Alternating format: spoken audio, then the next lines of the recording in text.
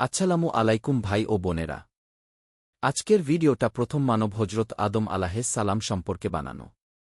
ভালো লাগলে like, comments, share এবং চ্যানেলটাকে সাবস্ক্রাইব করবেন। বর্তমানকালের বৈজ্ঞানিক দৃষ্টিভঙ্গিতে মানুষ সৃষ্টির ধারণা হল ক্রমোন্নতি বা ধাপে ধাপে উন্নতি। বিজ্ঞানীদের মতে প্রাণীজগৎ প্রথমে ছিল নির্জীব পদার্থ। তারপর উদ্ভিদ জাতীয় বিভিন্ন আকৃতি ধারণ করে লাখ লাখ বছর অতিক্রমের পর ধাপে ধাপে উন্নতি করে প্রথমে জোকের রূপ ধারণ করে।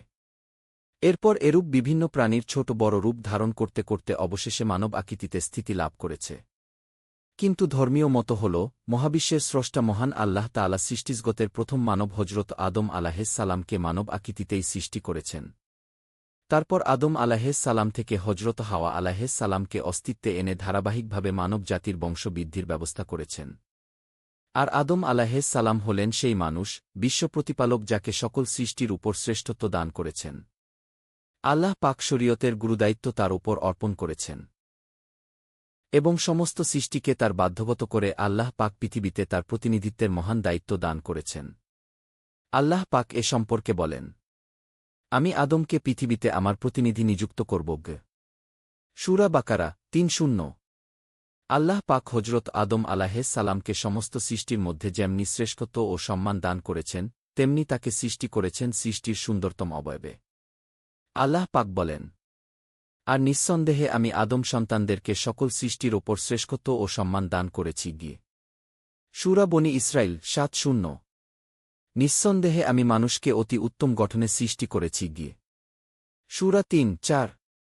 আদি মানব হজরত আদম আলাইহিস সালাম ক্রমোন্নতি মতবাদ অনুযায়ী ধাপে ধাপে উন্নীত হয়ে মানবাকৃতি ধারণ করেছেন, নাকি সৃষ্টির শুরু থেকেই মানবরূপে অস্তিত্ব লাভ করেছেন এ ব্যাপারে মতভেদ যাই থাকুক, বিবেক ও ধর্ম এ কথায় অবশ্যই একমত। বর্তমানে এ মানবজাতি সমস্ত সৃষ্টির মধ্যে শ্রেষ্ঠ সৃষ্টি এবং জ্ঞান বুদ্ধি বিবেক সম্পন্ন। এ ঘটনাকৃতিকেই তার ভালোমন্দ কাজের জন্য আল্লাহ পাকের কাছে জবাবদিহি করতে হবে। এটাই আল্লাহর নির্ধারিত বিধান। বলা যায়, মানুষের কার্যকলাপ, ইলমামল, চরিত্র ইত্যাদির প্রেক্ষিতে তার অস্তিত্ব লাভের বিশদ বিবরণ কি, এর তেমন গুরুত্ব নেই। গুরুত্বপূর্ণ বিষয় হল সৃষ্টিজগতে তার অস্তিত্ব কি নিরর্থক ও উদ্দেশ্যহীনভাবেই এসেছে, নাকি কোনো মহৎ উদ্দেশ্য নিয়ে এসেছে। তার কার্যাবলী ও উক্তিসমূহের ফলাফল কি একেবারেই উদ্দেশ্যহীন। তার জড়দেহ ও আধ্যাত্মিক মর্যাদা সবই কি অর্থহীন নিষ্ফল, নাকি মূল্যবান প্রতিফলের অধিকারী ও তাৎপর্যপূর্ণ। এ সকল প্রশ্নের উত্তর যদি নেতিবাচক না হয়ে ইতিবাচক হয়, তবে স্বতঃসিদ্ধভাবে মেনে নিতে হবে মানব সৃষ্টির অবস্থা সম্বন্ধে আলোচনার পরিবর্তে পৃথিবীতে তার অস্তিত্ব লাভের উদ্দেশ্যের প্রতি বিশেষভাবে খেয়াল করা উচিত। মনে রাখতে হবে, সর্বশ্রেষ্ঠ সৃষ্টির অস্তিত্বের পেছনে এক মহান উদ্দেশ্য রয়েছে। এ সম্পর্কে আল্লাহ পাক বলেন, মানুষ কি এরূপ ধারণা করে নিয়েছে তাদেরকে উদ্দেশ্যহীনভাবে পরিহার করা হবে। বিবেকবুদ্ধিসম্পন্ন এ আকৃতিকে সমগ্র সৃষ্টিজগতের সেরা বানিয়ে তাকে প্রদান করা হয়েছে ভালোমন্দ পার্থক্যকরণের শক্তি। মন্দ হতে দূরে থাকার এবং ভালোকে গ্রহণ করার জন্য দেওয়া হয়েছে পথনির্দেশনা। আল্লাহ তাআলা বলেন, আল্লাহ পাক মানুষকে সৃষ্টি করেছেন, তারপর তাকে ভালোমন্দের পথ দেখিয়েছেন। অনন্তর আমি মানুষকে ভালো ও মন্দ উভয় পথ প্রদর্শন করেছি।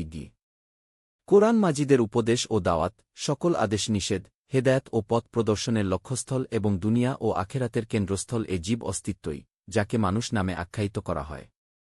এ কারণেই কোরআন মাজিদে আদি মানবের সৃষ্টির অবস্থা ও বিস্তারিত বিবরণ প্রদান না করে তার জন্য দুনিয়া ও আখেরাতের বিধানাবলীর প্রতি গুরুত্ব প্রদান করা হয়েছে। হজরত আদম আলাইহিস সালামের নাম পবিত্র কোরআনুল কারিমে ২৫ বার এসেছে।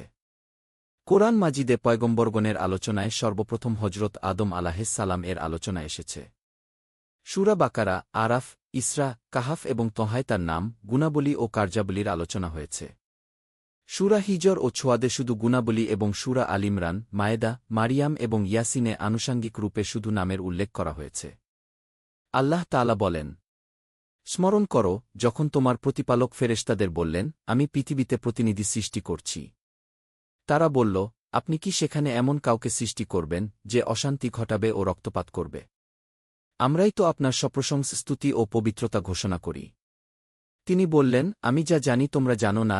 এবং তিনি আদমকে যাবতীয় নাম শিক্ষা দিলেন।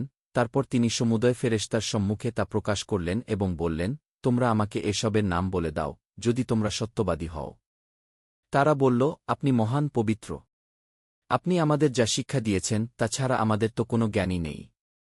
বস্তুত আপনি মহাজ্ঞানী ও প্রজ্ঞাময়। তিনি বললেন, হে আদম, তাদেরকে এসবের নাম বলে দাও। যখন সে তাদেরকে এসবের নাম বলে দিল, তিনি বললেন, আমি কি তোমাদের বলিনি, আকাশমণ্ডল ও পৃথিবীর অদৃশ্য বস্তু সম্বন্ধে আমি নিশ্চিতভাবে অবহিত এবং তোমরা যা প্রকাশ করো আর যা গোপন করো, আমি তাও জানি। আর যখন ফেরেশতাদের বললাম, তোমরা আদমকে সিজদা করো, তখন ইবলিস ছাড়া সকলেই সিজদা করল। সে অমান্য করল ও অহংকার করল। সুতরাং সে কাফিরদের অন্তর্ভুক্ত হয়ে গেল। এবং আমি বললাম, হে আদম, তুমি ও তোমার সঙ্গিনী জান্নাতে বসবাস করো এবং যেথায় ইচ্ছে আহার করো, কিন্তু এ বৃক্ষের নিকটবর্তী হয় না। তাহলে তোমরা অন্যায়কারীদের অন্তর্ভুক্ত হবে। কিন্তু শয়তান সেখান থেকে তাদের পদস্খলন ঘটাল এবং তারা যেখানে ছিল সেখান থেকে তাদের বিতাড়িত করল। আমি বললাম, তোমরা একে অন্যের শত্রুরূপে নেমে যাও আর পৃথিবীতে কিছুকালের জন্য তোমাদের রইল বসবাস ও জীবিকা। তারপর আদম তার প্রতিপালকের কাছ থেকে কিছু বাণী প্রাপ্ত হল। আল্লাহ তার প্রতি ক্ষমাপরবশ হলেন। তিনি অত্যন্ত ক্ষমাশীল, দয়ালু। আমি বললাম, তোমরা সকলেই স্থান থেকে নেমে যাও। পরে যখন আমার পক্ষ থেকে তোমাদের কাছে সৎপথে কোনো নির্দেশ আসবে, তখন যারা আমার সৎপথের অনুসরণ করবে, তাদের কোনো ভয় নেই এবং তারা দুঃখিত হবে না। যারা কুফরি করবে ও আমার নির্দেশসমূহ অস্বীকার করবে, তারাই হবে জাহান্নামী। সেখানে তারা চিরকাল থাকবে।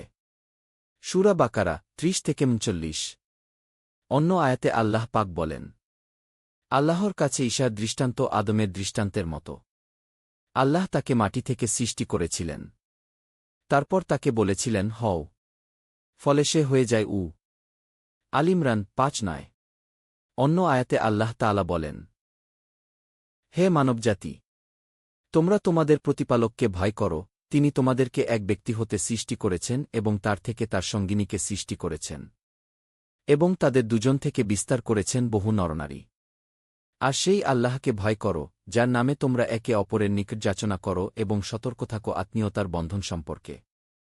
আল্লাহ তোমাদের উপর তীক্ষ্ণ দৃষ্টি রাখেন গে। অন্য আয়াতে আল্লাহ তাআলা বলেন, সূরা নিসা 1। তিনি তোমাদেরকে এক ব্যক্তি থেকে সৃষ্টি করেছেন ও তার থেকে সৃষ্টি করেছেন তার সঙ্গিনী, যাতে সে তার কাছে প্রশান্তি লাভ করে। কি সূরা আরাফ 1-8-9। অন্যত্র আল্লাহ তাআলা বলেন, আমিই তোমাদের সৃষ্টি করেছি, তারপর রূপদান করেছি, তারপর ফেরেশতাদের বলেছি আদমকে সিজদা করতে। তখন ইবলিস ছাড়া সকলেই সিজদা করে, সে সিজদাকারীদের দলভুক্ত হয়নি। তিনি বললেন, আমি যখন তোমাকে আদেশ দিলাম তখন সিজদা করা থেকে কি সে তোমাকে বারণ করল? সে বলল, আমি তার চেয়ে শ্রেষ্ঠ, আমাকে তুমি আগুন দিয়ে সৃষ্টি করেছ আর তাকে সৃষ্টি করেছ কাদামাটি দিয়ে। তিনি বললেন, এখান থেকে তুমি নেমে যাও, এখানে থেকে তুমি অহংকার করবে, তা হতে পারে না। সুতরাং তুমি বের হয়ে যাও, তুমি অধমদের অন্তর্ভুক্ত। সে বলল, পুনরুত্থান দিবস পর্যন্ত তুমি আমাকে অবকাশ দাও। তিনি বললেন, যাদেরকে অবকাশ দেওয়া হয়েছে তুমি তাদের অন্তর্ভুক্ত হলে। ইবলিস বলল, তুমি আমাকে শাস্তি দান করলে, তাই আমিও নিঃসন্দেহে তোমার সরল পথে মানুষের জন্য ফাঁদ পেতে থাকব। তারপর আমি নিশ্চয় তাদের সম্মুখে, পিছনে, ডান ও বাম দিক থেকে তাদের কাছে আসব, আর তুমি তাদের অধিকাংশকেই কৃতজ্ঞ পাবে না। তিনি বললেন, এখান থেকে তুমি ধিকিত ও বিতাড়িত অবস্থায় বের হয়ে যাও, মানুষের মধ্যে যারা তোমার অনুসরণ করবে, নিশ্চয় আমি তোমাদের সকলের দ্বারা জাহান্নাম পূর্ণ করবই। আর বললাম, হে আদম, তুমি ও তোমার সঙ্গিনী জান্নাতে বসবাস করো এবং যেখান থেকে যা ইচ্ছে আহার করো, কিন্তু এ গাছের নিকটবর্তীও হয় না। অন্যথায় তোমরা জালিমদের অন্তর্ভুক্ত হয়ে যাবে। কি তারপর তাদের গোপন করে রাখা লজ্জাস্থান তাদের কাছে প্রকাশ করার জন্য শয়তান তাদেরকে কুমন্ত্রণা দিল এবং বলল, পরে না তোমরা ফেরেশতা হয়ে যাও কিংবা তোমরা চিরস্থায়ী হও, এজন্য তোমাদের প্রতিপালক এ বৃক্ষ সম্বন্ধে তোমাদের নিষেধ করেছেন। এবং সে তাদের উভয়ের কাছে শপথ করে বলল, আমি তোমাদের হিতাকাঙ্ক্ষীদের একজন। এভাবে সে প্রবঞ্চনা দ্বারা তাদের অধপতিত করল। তারপর যখন তারা সে বৃক্ষফল আস্বাদন করল, তখন তাদের লজ্জাস্থান তাদের কাছে প্রকাশ হয়ে পড়ল এবং তারা জান্নাতের পাতা দিয়ে নিজেদের ঢাকতে লাগল। তখন তাদের প্রতিপালক তাদেরকে সম্বোধন করে বললেন, আমি কি তোমাদের এ বৃক্ষের নিকটবর্তী হতে নিষেধ করিনি এবং আমি কি তোমাদেরকে বলিনি যে শয়তান তোমাদের প্রকাশ্য শত্রু?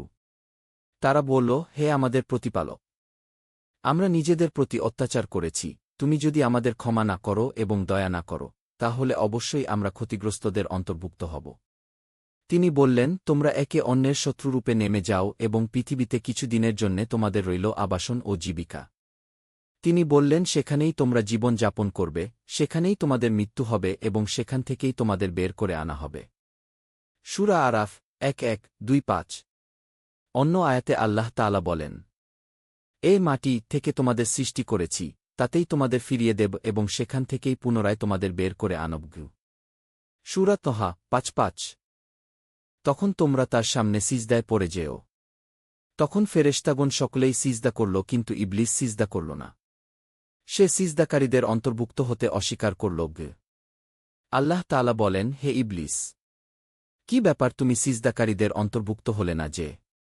সে বলল, আমি এমন মানুষকে সিজদা করার নই, যাকে আপনি ছাঁচে ঢালা শুকনো ঠনটনে মাটি দ্বারা সৃষ্টি করেছেন। আল্লাহ তাআলা বললেন, তবে তুমি এখান থেকে বের হয়ে যাও। কারণ তুমি বিতাড়িত এবং কিয়ামত পর্যন্ত তোমার প্রতি রইলান্ত। সে বলল, হে আমার প্রতিপালক, আপনি আমাকে পুনরুত্থান দিবস পর্যন্ত অবকাশ দিন। আল্লাহ তাআলা বললেন, যাও, অবধারিত সময় আসা পর্যন্ত তোমাকে অবকাশপ্রাপ্তদের অন্তর্ভুক্ত করা হল। সে বলল, হে আমার প্রতিপালক, আপনি যে আমাকে পথভ্রষ্ট করলেন, সেজন্য আমি পৃথিবীতে পাপকর্মকে মানুষের সামনে শোভন করে উপস্থাপন করব এবং আপনার মনোনীত বান্দাদের ছাড়া তাদের সকলকেই আমি বিপদগামী করে ছাড়ব। আল্লাহ তাআলা বললেন, এ হল আমার কাছে পৌঁছানোর সরল সোজা পথ। বিভ্রান্তদের মধ্যে যারা তোমার অনুসরণ করবে, তারা ছাড়া আমার বান্দাদের উপর তোমার কোনো ক্ষমতা থাকবে না। অবশ্য তোমার অনুসারীদের সকলেরই নির্ধারিত স্থান হবে জাহান্নাম, যার ৭টি দরজা আছে। প্রত্যেক দরজার জন্য আছে পৃথক পৃথক দল। সূরা হিজর ২-৬-৪-৪। স্মরণ কর, যখন আমি ফেরেশতাদের বললাম আদমকে সিজদা করো, তখন ইবলিস ছাড়া সকলেই সিজদা করল। সে বলল, যাকে আপনি কাদা মাটি থেকে সৃষ্টি করেছেন, আমি কি তাকে সিজদা করব? সে আরও বলল, বলুন। ওকে যে আপনি আমার উপর উচ্চ মর্যাদা দান করলেন, তা কেন? আপনি যদি কিয়ামত পর্যন্ত আমাকে অবকাশ দেন, তবে অল্প কয়েকজন ছাড়া তার বংশধরকে আমি আমার কর্তৃত্বাধীন করে ফেলব। আল্লাহ তাআলা বললেন, যাও, তাদের মধ্যে যারা তোমার অনুসরণ করবে, জাহান্নামই হবে তাদের সকলের শাস্তি, পূর্ণ শাস্তি। তোমার আহ্বানে ওদের মধ্যকার যাদেরকে পার পদস্খলিত করো। তুমি তোমার অশ্বারোহী ও পদাতিক বাহিনী নিয়ে তাদেরকে আক্রমণ করো এবং তাদের ধনসম্পদ ও সন্তানসন্ততিতে শরিক হয়ে যাও আর তাদের প্রতিশ্রুতি দাও। শয়তান তাদের যে প্রতিশ্রুতি দেয়, তা ছলনা মাত্র। আমার বান্দাদের উপর তোমার কোনো ক্ষমতা নেই। কর্মবিধায়ক হিসেবে তোমার প্রতিপালকই যথেষ্টই। সূরা বনী ইসরাইল ৬-১-৬-৫। আর স্মরণ করো, যখন আমি ফেরেশতাদের বলেছিলাম আদমকে সিজদা করো, তখন ইবলিস ছাড়া তারা সকলেই সিজদা করল। সে ছিল জিনদের একজন। সে তার প্রতিপালকের আদেশ অমান্য করল। তবে কি তোমরা আমার পরিবর্তে তাকে এবং তার বংশধরকে অভিভাবকরূপে গ্রহণ করছ? অথচ তারা তোমাদের শত্রু। জালিমদের এ বিনিময় কত নিকৃষ্ট। সূরা কাহাফ ৫-০। আমি তো ইতপূর্বে আদমের প্রতি নির্দেশ দিয়েছিলাম, কিন্তু সে ভুলে গিয়েছিল। আমি তাকে সংকল্পে পাইনি। স্মরণ করো, যখন আমি ফেরেশতাদের বললাম আদমের প্রতি সিজদা করো, তখন ইবলিস ছাড়া সকলেই সিজদা করল, সে অমান্য করল। তারপর আমি বললাম, হে আদম, এ তোমার ও তোমার স্ত্রীর শত্রু। সুতরাং সে যেন কিছুতেই তোমাদেরকে জান্নাত থেকে বের করে না দেয়, দিলে তোমরা দুঃখ পাবে। তোমার জন্য এই রইল, তুমি জান্নাতে ক্ষুধার্ত হবে না, নগ্ন হবে না এবং তথায় পিপাসার্ত হবে না, রৌদ্রক্লিষ্ট হবে না। তারপর শয়তান তাকে কুমন্ত্রণা দিল। সে বলল, হে আদম, আমি কি তোমাকে বলে দিব অনন্ত জীবনপ্রদ গাছের কথা ও অক্ষয় রাজ্যের কথা? তারপর তারা তা থেকে ভক্ষণ করল। তখন তাদের লজ্জাস্থান তাদের কাছে প্রকাশ হয়ে পড়ল এবং তারা জান্নাতের গাছের পাতা দিয়ে নিজেদের আবৃত করতে লাগল। আদম তার প্রতিপালকের হুকুম অমান্য করল। ফলে সে ভ্রমে পতিত হল। এরপর তার প্রতিপালক তাকে মনোনীত করলেন, তার প্রতি ক্ষমাপরায়ণ হলেন ও তাকে পথনির্দেশ করলেন। তিনি বললেন, তোমরা একই সঙ্গে জান্নাত থেকে নেমে যাও। তোমরা পরস্পর পরস্পরের শত্রু। পরে আমার পক্ষ থেকে তোমাদের কাছে সৎ পথের নির্দেশ আসলে যে আমার নির্দেশ অনুসরণ করবে, সে বিপদকামী হবে না ও দুঃখকষ্ট পাবে না। যে আমার স্মরণে বিমুখ তার জীবন যাপন হবে সংকুচিত এবং আমি তাকে কিয়ামতের দিন উত্থিত করব অন্ধ অবস্থায়। সে বলবে, হে আমার প্রতিপালক, কেন তুমি আমাকে অন্ধ অবস্থায় উত্থিত করলে? আমি তো চক্ষুষ্মান ছিলাম।